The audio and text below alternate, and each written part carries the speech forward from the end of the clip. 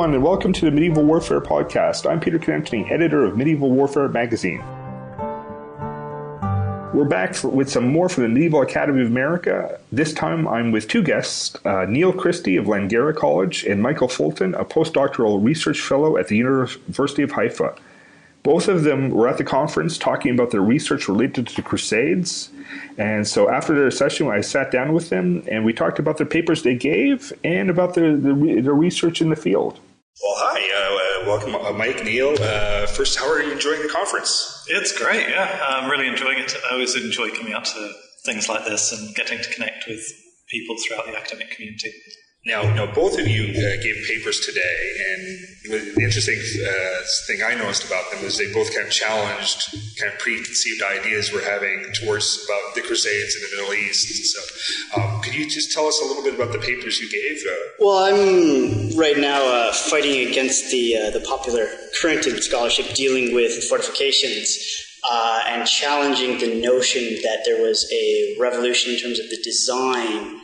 That they would get much larger in order to counter a revolution in artillery technology. And all of my work to date really suggests that this suggestion that there was a fortification revolution happened, but for different reasons. It wasn't some augmented notion of artillery that's causing this. It was different motivations. You were talking about there's been an idea that trebuchets were put on top of castle towers, and I found what was interesting is that you took a look at the architectural designs and said that's really not possible. Historians have looked and tried to explain why these very large towers suddenly appear, and then they don't really continue onward. So you have to look at the other motivations and implications that are there.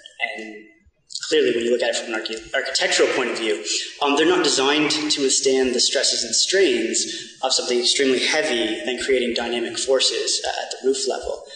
Instead, they're quite opulent shows of power and authority, I think. Yeah, I think there's, some ideas like before that there was a technological determinism argument before that you're kind of running up against. Yeah, I mean, it's tough because we don't have a lot of evidence relating to artillery technology at this point. So I think it became something of a convenient reasoning. Part of my work is really trying to determine how advanced these engines were at certain times, and this in turn letting that dictate my conclusions rather than trying to use this as some kind of a convenient reasoning, let's say.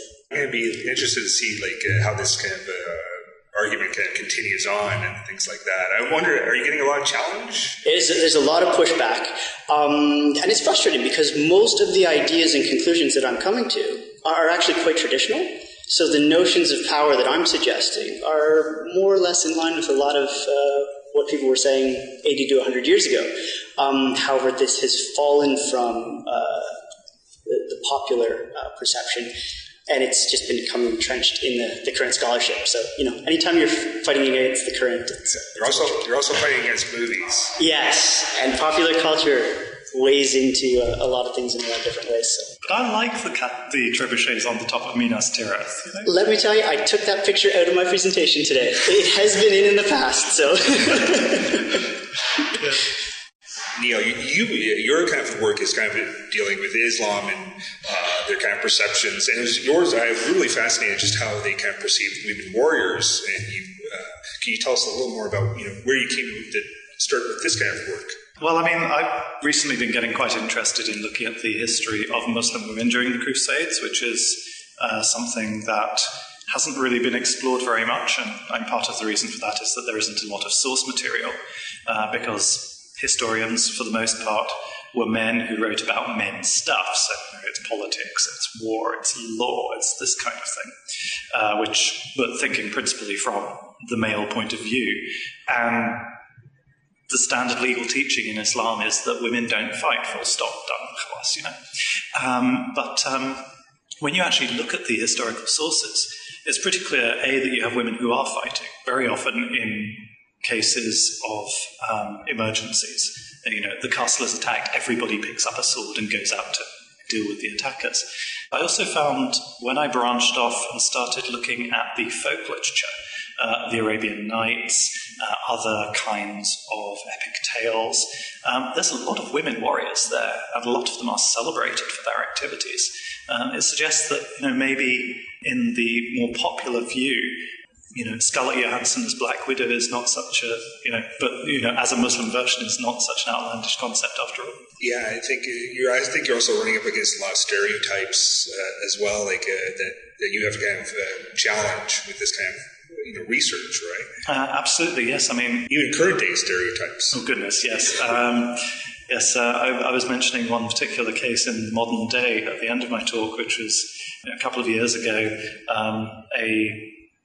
Mariam al-Mansouri, a pilot in the United Arab Emirates Air Force, was involved in airstrikes on so-called Islamic State, and Twitter went mad, the way that Twitter tends to.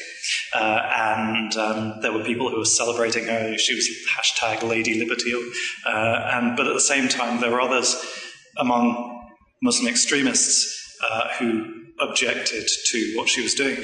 And there was also something of a conflict actually on Fox News when Kim Guilfoyle was celebrating this year. Hey, ISIS, you were bombed by a woman, she declared. And then two of her co-hosts started making tasteless jokes about women. One of them made the comment, the issue was that after she'd done the bombing, she couldn't park a plane. And the other one asked whether or not this was a case of boobs on the ground, which is offensive, basically.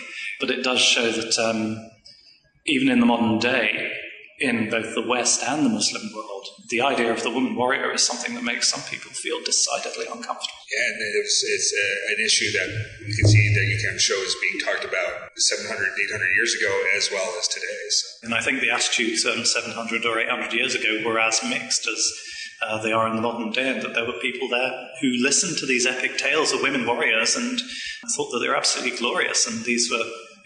okay, it's fiction, so it's safely in the realm of fantasy, but it's something that at least on the entertainment level they could enjoy and celebrate. I love that it's a chance to have actually brought both of you here together. It's a nice coincidence, but you both kind of work in areas that really haven't been covered as much by traditional Crusades historians. That you work on topics that use sources and topics that I'd say 20 years ago weren't talked about very much. And I wanted to ask you about where do you think kind of the kind of future kind of studying about the Crusades is going? We're at a kind of a time where there's quite a lot of interest in research, conferences, tons and tons of books, tons of articles. But there's lots of opportunities for people to go and do research in the Crusades in the Middle East. Where do you think you would suggest people might go? Well, I think it's very interesting comparing our work because it's so radically different, and the different opportunities that it brings are incredibly diverse. The history of Crusader castles is one of the oldest in medieval history, right? But in terms of looking at these things, this very traditional field in new ways, we're really redefining how we approach it in terms of examining the landscape, looking at the other people other than the Lord that's living there. How does this affect our concepts of space? And so when I approach this from a military technology standpoint, integrating those non-traditional sources and approaches is really fundamental. So looking at the archaeology and incorporating that in a much more meaningful way, besides just what's more or less you can dig with a spade and see the wall runs this way. And certainly, when I did my PhD back in the late 90s, the number of people who were looking at the Crusades from the Islamic point of view was extremely small. One thing that I found very heartening, both at this conference and at other conferences I've been to recently, is that we are seeing a significant growth in people who are actually looking at the other side, looking at what the Muslims thought of the Crusaders and how they reacted to them in various ways. Women's history is also a growing field in Crusader studies, again, something that's been particularly growing over the last couple of decades. After pioneering work by people like Sue Edgington, for example, Natasha Hodgson. And so seeing that grow is great. And so the recent work I've been doing is kind of trying to bring those two relatively unexplored fields together to look at what Muslim women's experience was during the crusading period. And I think that's a real direction that's worth pursuing further.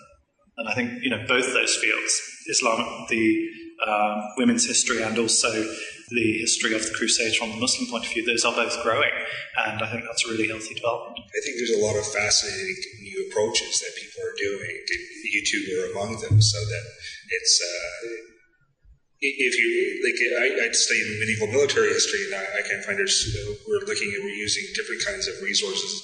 The archaeology aspect has changed so much, our understanding, but also again, like looking at different sources, looking at non-traditional stuff we can consider non-traditional for military purposes. So yeah, I'm really impressed about what's kind of happening out here. Before I go, I just want to ask you about what are the kinds of other topics you guys are doing. What else is on the plate? Well, I've been looking at a number of things. I've been dabbling a little bit in representations of Islam in popular culture, or actually religion in popular culture in general. I guess I can give a shout out here to a comic book that I wrote an article on a couple of years ago called Mouse Guard, which is basically a comic about anthropomorphic mice. Well, they're not really anthropomorphic, they're just good at standing on their hind legs. And they have swords, and they wear cloaks, and they go out and they have adventures. And I was reading, there's been 3 or 4 volumes published now. I'm eagerly awaiting the next one. But one thing that really struck me when I was reading the second volume, which involved 3 of the mice basically going through tunnels of their arch enemies, the weasels. And they sort of turned a corner and came into these chambers, and I thought, oh look, it's the Great Umayyad Mosque at Cordoba. And basically the artist had, who is also the writer, had based the weasel architecture on medieval Islamic architecture. And that led me, well, first thing I did was I got on the email and emailed the author and said, hey, I've noticed this is really interesting, tell me more. He was quite emphatic about the fact that he wasn't using the weasels as arch enemies to make a comment about Islam, but he wanted something sort of architecture that would seem very foreign to the mice, that would fit in tunnels, and the Islamic architecture worked out. It was originally he was going to use Viking architecture, but didn't think it would really work in the same way. So they could have been Viking weasels instead of Islamicate weasels, you know. And anyway, so that then led me into a wider inquiry into the way he uses religious imagery in the comic book. And so I've had one article come out on that topic. And I'm still sort of playing a bit with that too, and we'll see where that one goes. That's a wonderful job. It's great, yeah, absolutely. And then I get to inflict all this stuff on my students, which is even better. You've got a couple of books. Yes, but I mean, compared to that, everything I'm working on is quite bland, I think. Yeah, so now I think I've come to the end of where I can get to at the moment when it comes to mechanical artillery technology, so trebuchets and such. So I'm now branching into similar siege technologies, and again, trying to use these to help us understand the development and the mentality behind fortifications and castle building. And looking beyond that, so how far can those technologies take us in terms of understanding these structures? And in a lot of places, especially people don't want to appreciate, is they can't take us very far. So we have other reasons and other motivations and other influences behind certain developments in fortification styles and trends that have very little to do with military technology. It's very much my frustration, because I'd like them to be. But no, examining these things from different perspectives, I think, is really important. So I'm moving laterally rather than in a radically different direction, I think. So. Well, thank you both for being my guests here today, and I hope you enjoy the conference. One more day to go. Yeah, it's great so far. Thank you very much. Thank you. Again, my thanks to Niall and Michael for sitting down to chat with me, and for Angus Wallace for producing this episode. Finally, thanks to you for listening and enjoying medieval warfare.